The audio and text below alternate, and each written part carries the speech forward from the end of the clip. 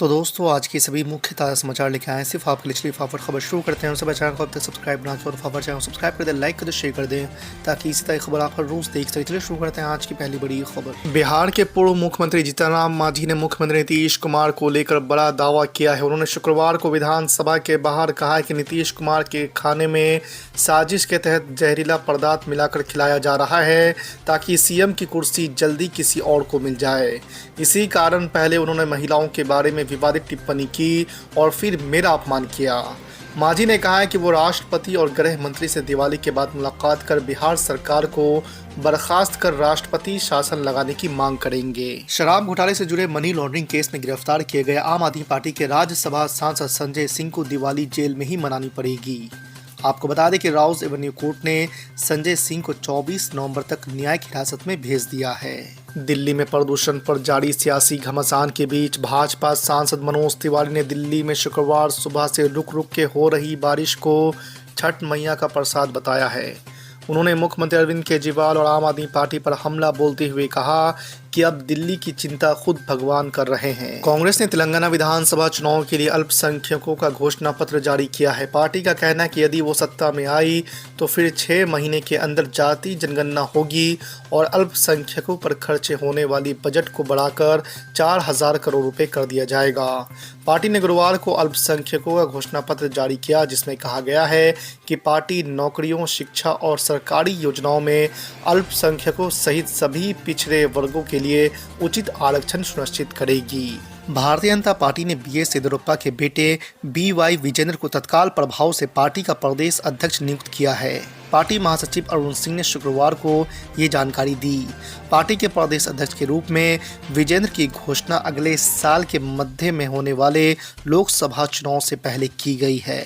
पंजाब सरकार की ओर से जून में बुलाए गए विधानसभा सत्र को सुप्रीम कोर्ट ने वैध करार दिया है। इसके साथ ही गवर्नर बनवारी लाल पुरोहित की सत्र की वैधता पर सवाल उठाने को लेकर खिंचाई भी की है। अदालत ने गवर्नर को आदेश दिया है कि वो पंजाब विधानसभा से पारित विधेयकों को तत्काल मंजूर करे जिन्हें कई महीनों से अटकाकर रखा गया है।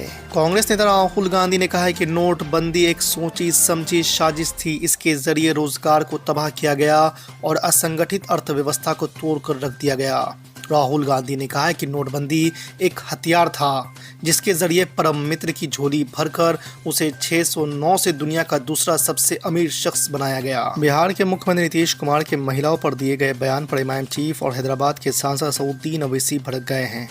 उन्होंने कहा कि नीतीश कुमार का बयान वल्गर है। विधानसभा पवित्र जगह होती है, वो आम रोड पर बैठक या किसी घर में बैठकर गुफ्तगू करने की जगह नहीं है। हालांकि नीतीश कुमार ने विधानसभा के अंदर और बाहर दोनों जगह अपने बयान पर दुख जताते हुए आहत हुए लोगों से माफ़ी मांग ली है। दिवाली के मौके पर करोड़ों लोग एक जगह से दूसरी जगह जाते हैं। इसके लिए ट्रेन टिकटों की मारामारी रहती है। फेस्टिवल सीजन में ट्रेन का टिकट आसानी से मिलना किसी सपने के सच होने जैसा ही होता है। इस बीच ज़्यादा से ज़्यादा स्पेशल ट्रेनें चलाई जा रही है ताकि यात्रियों को कंफर्म टिकट मिल सके। वहीं पहली बार फेस्टिवल सीजन में स्पेशल ट्रेन के तौर पर वंदे भारत भी चलाई जा रही है। दिल्ली से पटना के बीच वंदे भारत को चालू किए जाने के बाद अब दक्षिण रेलवे ने बड़ा कदम उठाया है। भाजपा सांसद तेजस्वी सूर्या ने कर्नाटक के उप मुख्यमंत्री डीके शिव कुमार से बुधवार को मुलाकात की। दोनों नेताओं की ये भेंट बेंगलुरु में डिप्टी सीएम के आवास पर हुई। न्यूज़ एजेंसी एएनआई ने एक तस्वीर जारी की जिसमें शिव कुमार को सूर्या फूलों का गुलदस्ता सौंपते नजर आ रहे हैं। इस मीटिंग के दौरान भाजपा और कांग्रेस के दिग्गज नेताओं के बीच क्या बातें हुई इसे लेकर अभी तक कोई आधिकारिक बयान जारी नहीं किया गया है। हालांकि इसे लेकर राज्य की सियासत जरूर गर्मा गई है। राजधानी दिल्ली हाँफ रही है। हवा की सेहत दिनों दिन बिगड़ती ही जा रही है। पोल्यूशन को कंट्रोल करने के लिए GRIP 4 के सारे नियम लागू कर दिए गए हैं। बच्चों का स्कूल बंद कर दिया गया है। ऐसे में एक साथ कई बीमारियों के अटैक करने का खतरा बढ़ गया है। तृणमूल कांग्रेस सांसद महुआ मोइत्रा के खिलाफ लगे आरोपों की जांच कर रहे एथिक्स पैनल ने 500 पन्नों की अपनी रिपोर्ट पेश की है। इस रिपोर्ट में पैनल ने सिफारिश की है कि टीएमसी सांसद को तुरंत बर्खास्त कर देना चाहिए। पंजाब सरकार के 7 बिलों को अटका कर रखने के आरोपों पर सुप्रीम कोर्ट ने सोमवार को तल्ख टिप्पणी करते हुए गवर्नर से जवाब मांगा है। अदालत ने कहा कि शुक्रवार तक आप बताएं कि सरकार की ओर से दिए गए 7 विधेयकों पर आप अब तक क्या एक्शन लिए हैं। इसके साथ ही चीफ जस्टिस DY चंद्रचूड़ की अगुवाई वाली बेंच ने कहा है कि गवर्नरों को सुप्रीम कोर्ट में मामला पहुंचने के बाद ही काम शुरू नहीं करना चाहिए। उन्होंने कहा है कि सरकार और राज्यपालों को अपने विवाद आपसी चर्चा से ही निपटा लेना चाहिए।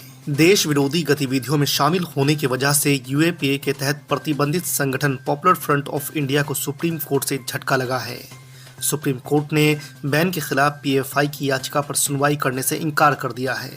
कोर्ट ने कहा है कि पहले उसे हाई कोर्ट का दरवाजा खटखटाना चाहिए था। उदयनिधि द्वारा सनातन धर्म को खत्म करने वाले बयान पर मद्रास हाई कोर्ट ने टिप्पणी की है। कोर्ट ने इस मामले में एक्शन न लेने को लेकर पुलिस को आड़े हाथों लिया है। कोर्ट ने कहा है कि तमिलनाडु के मुख्यमंत्री MK स्टालिन के बेटे और 2 सितंबर को स्टेज पर मौजूद रहे शेखर बाबू पर पुलिस द्वारा कार्रवाई न करना ड्यूटी में लापरवाही है। कथित शराब घोटाले में ED की ओर से भेजे गए समन पर विवाद और गिरफ्तारी की आशंका के बीच दिल्ली के मुख्यमंत्री अरविंद केजरीवाल ने आम आदमी पार्टी के सभी विधायकों की बैठक बुलाई है।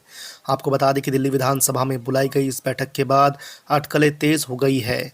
माना जा रहा है कि केजरीवाल आम आदमी पार्टी और सरकार को लेकर कुछ अहम फैसले ले सकते हैं। इजराइल और हमास में जारी जंग के बीच अमेरिका ने फारस की खाड़ी में परमाणु हथियारों से लैस पनडुब्बी को भेज दिया है। अमेरिका के इस फैसले को ईरान के लिए एक चेतावनी के तौर पर देखा जा रहा है, जो लगातार ये कह रहा है कि इजराइल ने गाजा पट्टी पर हमले नहीं रोके तो हम युद्ध में उतरेंगे।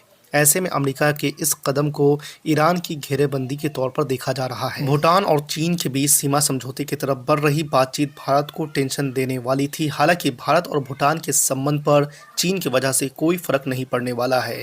भारत और भूटान के बीच व्यापार, तकनीक और सीमा पार परिवहन को लेकर कई ऐसे समझौते हुए हैं जो दोनों देशों के संबंध और मजबूत करेंगे। कुछ दिन पहले ही तेलंगाना में कैंपेन के दौरान राहुल गांधी ने जनसभा में AIMIM पर अलग अलग राज्यों में BJP से पैसे लेकर कांग्रेस के खिलाफ उम्मीदवार उतारने का आरोप लगाया था।